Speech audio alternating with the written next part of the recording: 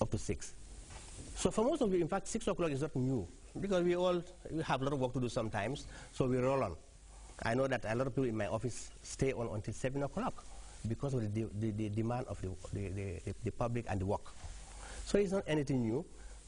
If anything, it's now helping us to have a complete free, brand new free day added to our holiday, which we can use for leisure with our family members and also on our farms and all the activities that everybody wants to engage in. Not everybody wants to go to farm. I know Jebaji wants to do business. So that also gives you time. If you want to go to Dakar and buy something else, come and do, you can get that done as well. And you go after your debts also, because you know in the civil service also take a lot of things we buy them on credit. That's fashionable in America. A lot of people buy credit cards. So we do that as well. So you have time to go around and collect. So there are a lot of things you can do. This is the flexibility we have. We have to utilize it properly. You know. So it's important we do that, Honorable. I don't want to take much of the time. I don't know what you want to say. So, but I thank you so much. So we'll. Thank you very much. Okay. It's very clear.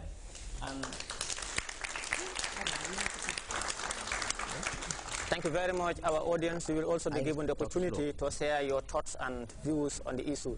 P.S. One thing you made clear is that government has also allocated 1 hour break period for both lunch and prayers, those who choose to.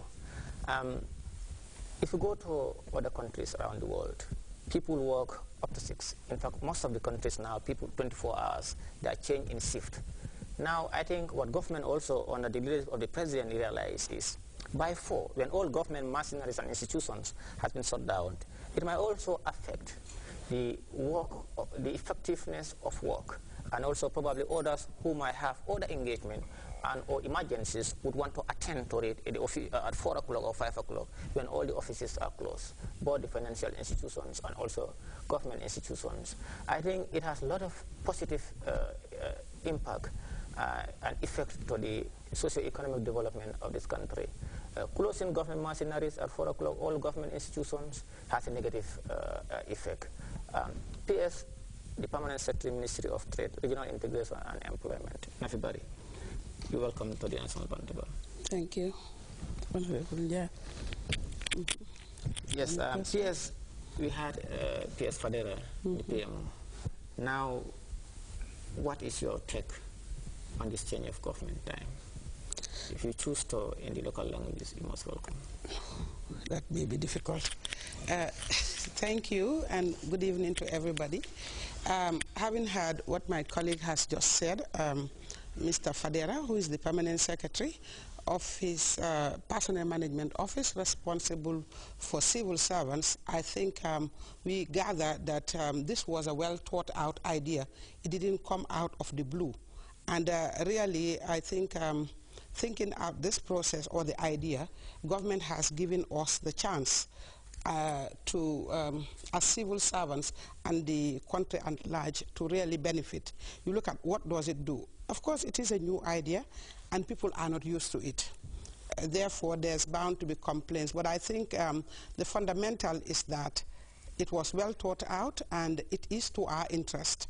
It will allow us, like Fadera has said, to work the 40 hours, because internationally, labor is under us. I may be corrected, the commissioner is here, but I think universally, the working hours are 40.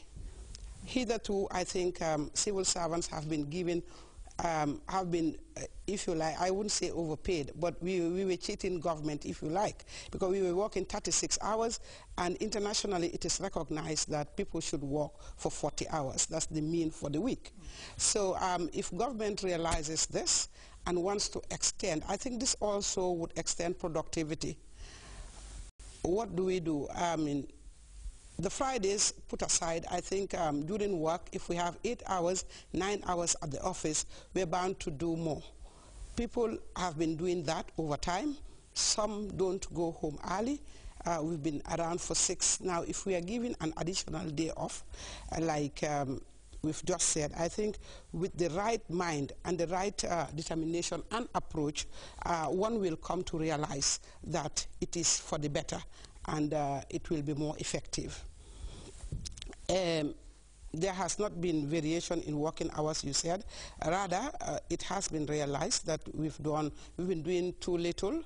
And with Vision 2020, if we are to achieve that and all these Millennium Development Goals, I think we have to work harder.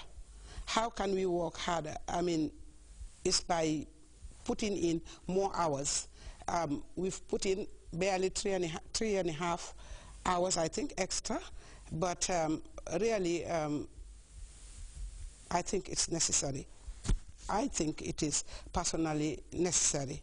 On the other hand, being responsible for private sector employment at the Ministry of Trade, I think it will allow a lot of us. We're talking about underemployment and unemployment. Now, if a family gets together on a Friday, Saturday, and Sunday, I think there's more you can contribute in terms of economic development than really having a day in between. Friday, half day, you would come to work, it's short, you go back, you're tired, you're not doing anything. But if you concentrate on the 3 days that have been given, we try to promote a private sector engagement. The civil service cannot employ everybody. Now, if you have 3 days, it's either you go to the farm or you engage in some form of productive activity that can yield even better results, I could say. I mean, the civil servants would complain we're not paid properly, but if you engage in other things, let's just take an example. If you go to Europe or to the Americas, you go to visit a friend or a cousin or a sister, what happens? You're always left there. They come in very late and they leave very early. Some of them engage in 2 jobs, some in 3. If we here don't have the opportunity to engage in so many jobs, if we are given this, I think we should be thankful. We should say now we have an opportunity to do something else. We're not saying take the 3 days, sleep the 3 days and come back to work. It was not given, I think. The premise was not to go and sleep, but to go and engage in development activities that can yield benefits. I mean, added to that is the religious side of it, which Fadela has talked about. I think it's important as it's not a Muslim state, it's a secular state, but everybody knows that the Gambia has 95% Muslims. I mean, it gives everybody the opportunity, as is stated, because that's the objective of not working on the Friday, as was stated in the press release. It says to engage into economic activities and to also allow time for prayers. Now, I think any good individual